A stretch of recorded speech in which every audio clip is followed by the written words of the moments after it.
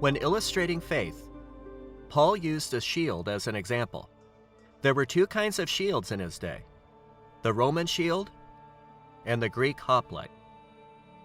Each of these shields were used to form a shield wall of protection against attacks from the opposing side. The Greeks overlapped their shields to cover the exposed areas of the men on the right and to reinforce their defense. The responsibility of the hoplite was to support and cover the man on his right at all times. This formed a very strong shield wall that was not easily broken by brute force alone. In order for the wall to be effective, though, everyone had to move forward as one man. No one could just break off from everyone and do their own thing like you see heroes do in the movies. If anyone moved out of sync with everyone else, the shield wall would be severely weakened and not as effective.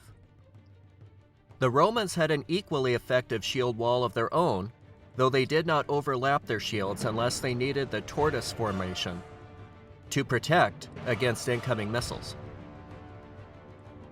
Two different shields with the use of two different tactics, yet each did the same thing. They covered and protected the front line from attacks of the opposing side. An effective shield wall required a strict team effort. They had to stand together as one man, supporting the man on the right and the man on the left in order for the wall to work. Paul used this to illustrate faith. Faith is our front line of defense against the devil and his armies. But faith does not work unless it is first backed up by the truth of God. I see people who have assurance that shouldn't, and I see people who have lost all assurance that should have assurance.